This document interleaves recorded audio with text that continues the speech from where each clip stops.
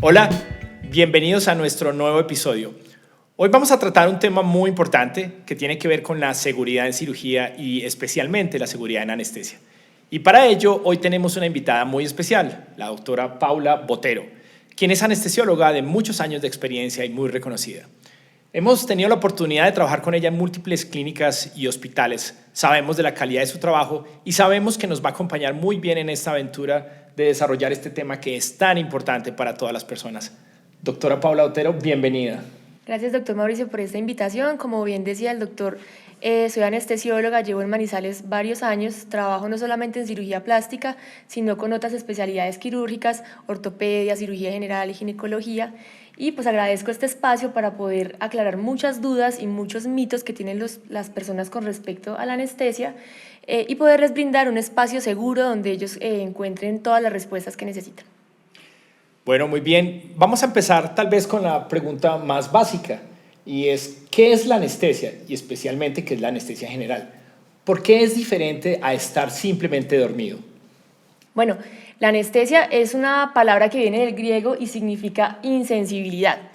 Es un acto médico controlado en el cual nosotros administramos sustancias en los pacientes con el fin de bloquear la sensibilidad al dolor y la sensibilidad táctil.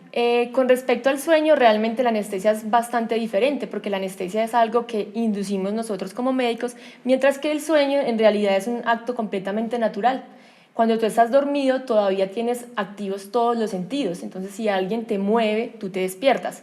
Si alguien te chuza, tú te despiertas. Si te hablan duro, te despiertas. Bajo la anestesia no ocurren estos efectos porque lo que hacemos es abolir todos los estímulos externos para que el paciente no responda.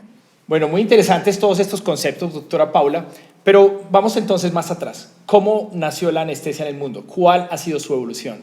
Bueno, doctor, realmente el dolor siempre ha estado presente en la humanidad y por eso la medicina surgió como una respuesta al manejo del dolor. Y la anestesia es precisamente esa respuesta absolutamente completa al manejo del dolor. Desde tiempos inmemoriales, hablamos desde siglo II inclusive, ya se usaban brebajes con diferentes sustancias, mandrágora, opio, cannabis, y lo que hacían era pues, precisamente disminuir el dolor que presentaban las personas en aquella época, incluso para hacer pequeños procedimientos quirúrgicos, pero era algo completamente pequeño. A medida que fue evolucionando la humanidad y se fueron conociendo más brebajes y más sustancias, pues se pudo avanzar más en el manejo de la anestesia. Pero si hablamos de la anestesia como una especialidad moderna, solamente tenemos menos de 200 años. Y hablamos del 16 de octubre de 1846, cuando un odontólogo hizo la primera demostración de un acto anestésico. Este odontólogo quería sacar un tumor del cuello de un paciente y lo hizo precisamente en el Hospital General de Massachusetts. Tenía muchísimos estudiantes, cirujanos y médicos que querían ver esta demostración de cómo sacaban un tumor en una persona que no respondía al dolor. Imagínate que te estén cortando y que te quedes completamente inmóvil. Pues fue fascinante y por eso es el día en el que nace la anestesia como tal y es el día del anestesiólogo. Bueno, muy interesantes todos estos conceptos de la historia de la anestesia, digámoslo, antiguo. Pero la anestesia moderna tiene menos de 200 años. ¿Cómo ha sido esa evolución en estos 200 años? Bueno, entonces, inicialmente, como te estaba contando, esa primera anestesia fue dada con éter, que es un gas anestésico. Posteriormente empezó a salir el cloroformo y entonces de Estados Unidos nos trasladamos a Inglaterra. Y aquí un dato súper chévere y curioso. Resulta que allá un obstetra muy reconocido de Edimburgo fue el que le dio la anestesia a la reina Victoria para el nacimiento de su octavo hijo, el príncipe Leopoldo. Y pues imagínense, ya que la realeza utilice anestesia para el parto, que es algo muy doloroso, pues ya marcó una gran diferencia. Después de todos los anestésicos inhalados y con la invención de la aguja hipodérmica, se empezaron a utilizar ya anestésicos intravenosos. El más conocido y pues uno de los más antiguos era el tiopental sódico o el pentotal, que era conocido como el suero de la verdad, porque aplicado a diferentes dosis permitía una mayor fluidez de la gente y podían, digamos, revelar historias o secretos y por eso pues lo usaron mucho en psiquiatría. Nosotros no lo usamos con esos fines. Ya tenemos otros anestésicos intravenosos mucho más modernos, más precisos y con menos efectos adversos. Posteriormente, más o menos en los años 1940, 1950, llegaron ya los relajantes neuromusculares. Los relajantes son derivados del curare, y el curare es ese veneno que usaban los indígenas sudamericanos para cazar sus presas. Cogían las cerbatanas, apuntaban a su presa, quedaban paralizadas y así pues podían obtenerlas. Desde ese curare es que tenemos los relajantes neuromusculares que usamos también en cirugía con el fin de que el cirujano pueda, pues digamos, realizar sus procedimientos con mayor precisión en una persona que está completamente inmóvil. Esa pues ha sido como la evolución a nivel mundial. En Colombia no fue tampoco diferente. Aquí también empezamos primero con los anestésicos inhalados, posteriormente los inductores intravenosos y los relajantes neuromusculares. En Colombia más o menos la primera anestesia con inhalados fue en 1860 en Antioquia con cloroformo. Posteriormente ya en Bogotá se fundó la primera escuela de anestesiología en el Hospital San José. Y ya pues hay un dato muy interesante y es que aquí en Colombia la anestesia inicialmente fue dada por monjitas y aquí una mujer, era la hermana Hermelinda. Ella es muy importante porque dio anestesia más de 50 años en el Hospital de la Misericordia en Bogotá y fue la que le dio clases al doctor Juan Marín, que es considerado el padre de la anestesiología en Colombia. Como podemos ver, es una historia fascinante. La historia de la medicina en general es sumamente interesante. Pero ahora centrémonos en los años más recientes. ¿Qué ha pasado en los últimos, digamos, 20 años? ¿Qué ha evolucionado? ¿Cómo ha mejorado? ¿Qué ha cambiado? Sí, doctor Pineda, realmente los avances en la anestesiología han sido grandes en estos últimos 20 años. Yo diría que unos avances impresionantes, principalmente con dos aspectos. El primero, el perfil de seguridad de los medicamentos que estamos usando, ¿cierto? Ahorita con el conocimiento que tenemos del cerebro, de cómo funciona, de cómo responde a la anestesiología, la profundidad anestésica, ha permitido generar medicamentos que son más precisos. Conocemos perfectamente cuándo empieza su acción, cuánto dura en el organismo, cómo se eliminan, y eso hace que sea una anestesia mucho más segura, mucho más precisa y que no esté como tan a la deriva el paciente. Por otro lado, y pienso que es de las cosas más importantes en estos últimos 20 años, ha sido la monitoría. De pronto antes, nuestros primeros profesores de anestesiología tenían una manera de monitorizar el paciente un poco más manual, diría yo, ¿cierto? Estaban, digamos, pegados del paciente con el fonendo, tenían que tomar la presión de manera manual, de pronto no teníamos el pulsoxímetro, que fue lo que marcó realmente la gran diferencia que tenemos ahora. Ahorita tenemos sistemas muy avanzados, nuestras máquinas de anestesia cada vez son más precisas para administrar los gases que necesita el paciente, los monitores que tenemos nos permiten vigilar minuto a minuto las constantes vitales de nuestro paciente durante todo el procedimiento quirúrgico y las bombas, por ejemplo, que tenemos para administrar los medicamentos cada vez son más precisas. Podemos ver que es un tema sumamente complejo, sumamente importante, pero, y tenemos muchos elementos en cuanto a mejoría de los medicamentos, de la monitoría, del conocimiento, de muchas cosas. Pero ¿cómo estamos integrando eso hoy en día para realmente impactar y hablar de lo que queremos, especialmente en este capítulo, en este episodio que es cirugía segura? ¿Cómo lo estamos engranando? Imagínense que más o menos al año se realizan 300 millones de cirugía y se había visto que aproximadamente 1 millón de pacientes tenían complicaciones que eran prevenibles.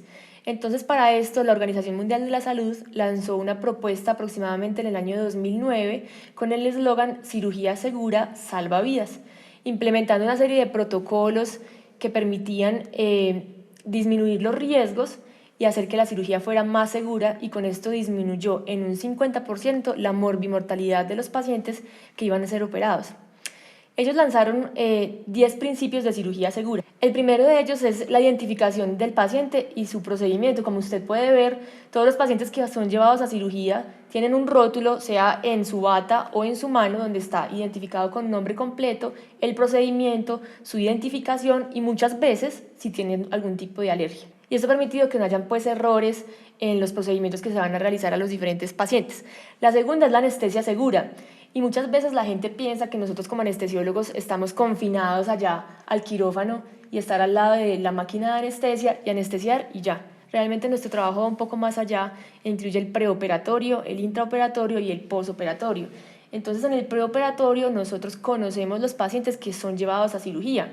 Es como una consulta en la cual conocemos cuáles son sus antecedentes, qué cirugías le han practicado, qué tipo de anestesia han recibido, si son alérgicos, qué medicamentos están tomando, cuáles medicamentos deben seguir tomando o cuáles debemos suspender para poderlos llevar a cirugía de una manera segura. También nosotros nos encargamos de revisar los equipos. nosotros como anestesiólogos tenemos equipos muy especiales en cirugía, nuestra máquina de anestesia, el laringoscopio, las bombas, los monitores. Cada día antes de empezar un procedimiento quirúrgico, como parte de los protocolos de seguridad, nosotros verificamos que nuestra máquina funcione, que los monitores estén prendidos y funcionando con sonido, que las bombas estén también perfectamente calibradas y funcionando. Y lo último son los medicamentos. Los medicamentos que nosotros usamos en la anestesiología son medicamentos muy importantes y muy delicados. Diría yo que solamente los usamos nosotros. Conocemos sus dosis, conocemos sus efectos adversos y conocemos cómo reaccionar en caso de que produzcan algún efecto adverso dentro de nuestros pacientes. Ese es el segundo principio de cirugía segura. El otro que me parece muy importante y que de pronto la gente no percibe cuando lleva a un procedimiento quirúrgico es el control de las infecciones.